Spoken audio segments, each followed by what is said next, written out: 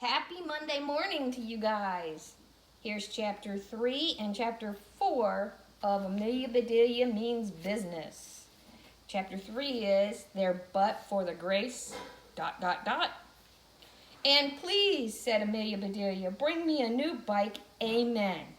After she finished saying grace, Amelia Bedelia dove into her supper. Her parents did not begin to eat.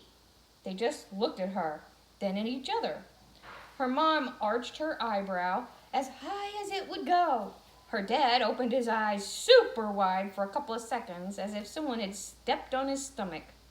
Had Amelia Bedelia been paying attention instead of twirling her spaghetti and dreaming about bikes, she would have seen this secret eye talk that all parents use to communicate with each other when their kids are present. Amelia Bedelia's father unfolded his napkin, spread it on his lap, and then asked, "So, has anyone seen any nice bikes lately?" Amelia Bedelia sat up straight without having to be told and exclaimed, "You wouldn't believe the bike I saw today." She spent the next 10 minutes giving her parents an inch-by-inch description of the most beautiful bike in the world, down to the last little spoke. "Goodness," said Amelia Bedelia's mother, "a bike that special must cost an arm and a leg." Amelia Bedelia shook her head. "I would never pay that much," she said. "You need both your arms to steer a bike like that and both legs to pedal it." "That's a good point," her father said. "You certainly need to be big and strong to ride a bike like that." "Yes," said her mother. "So take a bite of your broccoli before it gets cold." Amelia Bedelia took an extra large bite. "How far away is Christmas?" she asked. "A long way away," said her mother. Amelia Bedelia took a much smaller bite of her broccoli. "How far away is my birthday?" "Even farther," said her father. "Did I get all of my allowance this week?" "Every penny," said her father. "But remember, you'll have to pay me if you talk with your mouth full." Amelia Bedelia closed her mouth. She chewed and chewed. Then she swallowed and said, "Could I get an early Christmas present and an early birthday present? A new bike is the only thing you'd have to give me, even for years and years." "Well," said her mother, "I think it would be better if a bike wasn't just given to you." Amelia Bedelia looked down at her plate. Her stomach hurt. Now she wished she hadn't eaten any broccoli at all. Since she was looking at her plate, she once again missed the eye talk between her parents. This time, her mom's eye grew wider, while both her dad's eyebrows arched high enough to graze the ceiling.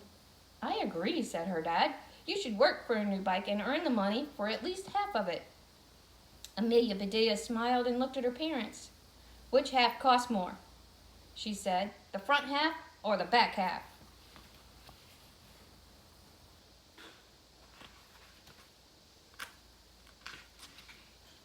So she only wants to pay for the least expensive. "They don't sell bikes that way, honey," said her mother. Then her father said, "I'll tell you what." "What?" said Amelia Bedelia. "What about what? What do you have to tell me about what? Can we please keep talking about my bike instead of what?" Amelia Bedelia's father was patiently refilled his water glass.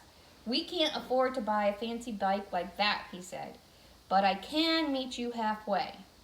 Amelia Bedelia slid off her chair. She walked exactly halfway around the table and stood there. Her mom and dad stared at each other, then back at her. "Okay," said Amelia Bedelia. "Here I am. Are you going to meet me halfway or not?" Amelia Bedelia's dad stood up and walked halfway around the table to meet her. He said, "We will pay for half the cost of the new bike, but you will have to pay for the other half." He held out his right hand. Amelia Bedelia looked at it.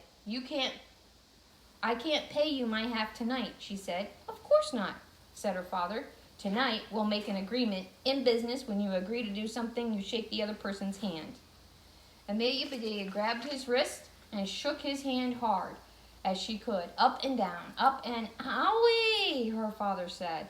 "Not like that, sweetie," said her mother. "This is how you shake hands." Her mother showed her how to shake hands with her father. "Make it a firm handshake," she said. "Your hand shouldn't feel like a dead fish or a wet noodle." Then her parents gave each other a hug. "You should probably leave out the hug part, sweetie," said her mother. "Why?" asked Amelia Bedelia. "I love Dad." She shook her father's hand and then her mother's hand. Then Amelia Bedelia hugged both of them together. "Family hug," she hollered. When they were all hugged out, Amelia Bedelia's father said, "Now, Amelia Bedelia, let's have dessert and talk about how you're going to earn your half of that bike." So that was chapter 3, the discussion of how Amelia Bedelia is going to make enough money to earn half the money for the bike she wants. Now, the next chapter is chapter 4, You're Hired. Since the next day was Saturday, Amelia Bedelia and her parents did what they always did on Saturdays. After Amelia Bedelia's swimming lesson, they had lunch at Pete's diner. Pete's was mobbed. They had to sit at the counter instead of their favorite booth. Amelia Bedelia loved sitting at the counter. She loved being close to the action, hearing the orders called out, watching them get filled, and seeing everyone working together to make the diner run smoothly. While they waited for their food, Amelia Bedelia asked her parents what kind of jobs they had when they were growing up. "I did all sorts of odd jobs," said her dad. "My job doesn't have to be odd," said Amelia Bedelia. "I don't have to be a lion tamer or something unusual. It can be a regular job, so long as it pays me a lot." "When I was young," said her mother, "I worked as a waitress. I made buckets of money. My customers always gave me big tips." "That sounds kind of fun," said Amelia Bedelia. "Did they ever tip you so much that you fell over?" Before her mother could answer, the food arrived. Their usual waitress was so busy that the owner of the diner, Pete, served them. "Sorry, folks," he said as he put down their plates. "I am very short-handed today." Amelia Bedelia looked closely at his hands. They looked like they were the regular length, not too short, not too long. Then she looked at the French fries in front of her. "Yum," she said. Here's some pictures.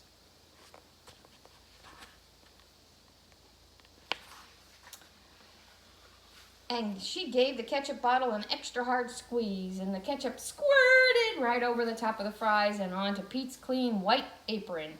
"Hey," shouted Pete, "look out, ketchup on the loose." Amelia Bedelia thought she was in trouble until Pete chuckled and asked. "No," said Amelia Bedelia. "Oh, do you like a French fry to you? Do I look like a French fry to you?" "No," Amelia Bedelia said, "but you do look like you need some help. Do you have a job for me?" Pete looked at Amelia Bedelia's parents. They both smiled and shrugged. "We come here every Saturday," said her father. "She knows your routine." Her mother added, "She's a good worker. Amelia Bedelia will do exactly what you tell her to do. And she's on vacation now, so she has spare time." Pete leaned forward to take a good look at Amelia Bedelia. "I wonder," he said, "can you cut the mustard?" "I've never tried that," said Amelia Bedelia. "Cut the mustard. Remember that. We're going to have to talk about that one. But I sure can squirt the ketchup." Pete laughed. "You sure can. Okay, I'll give it a try. You're hired. You can be an official Pete's Diner waitress in training." Amelia Bedelia reached out and gave Pete a firm handshake. Was that his shorthand, she wondered? Honestly, she felt like hugging him too. Instead, she hugged her parents. "Congratulations, sweetie," said her mom. "That's my girl," said her dad. "You landed your very first job. You're hired." Those were magic words to Amelia Bedelia. Those words meant that her dream bike would soon be a reality. She gobbled down her fries, said goodbye to her parents, then slid off her stool and skipped into the kitchen. Doris, their regular waitress, found her a uniform. "This is the smallest size we got, honey."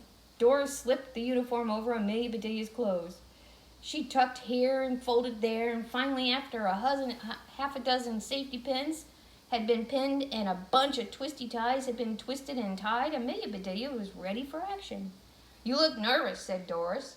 "Don't worry, I'll show you the ropes. Follow me." There she is, all decked out. And there's the ropes, because she's thinking Doris is going to show her some ropes. How cool, thought Amelia Bedelia. What kind of ropes would Doris show her? Cowboy lassos? Mountain climbing ropes? Those thick lines that tie ships up to the pier? Maybe this would turn out to be an odd job after all. "Well, well," said Pete when Amelia Bedelia and Doris came out of the kitchen. "Look at you." "I can't," said Amelia Bedelia. "There's no mirror." Well, believe me, he said, you look like a real waitress. Now, I have only one rule. Can you read that? He pointed at a sign over at the cash register. Amelia Bedelia read the sign out loud. The customer is always right. Someone, probably Pete, had underlined the word always in red. Just remember that the customer is always right, said Pete, and you'll never go wrong around here. Wrong, thought Amelia Bedelia. What could possibly go wrong? I can imagine a lot of things going wrong with Amelia Bedelia, can't you?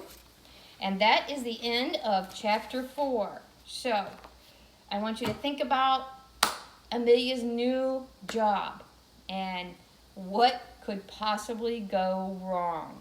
If you can write me out what's happening or what you think is going to happen next, write it out. If you can draw me a picture, tell me what's going to happen next. What is she going to do wrong? The customer is always right.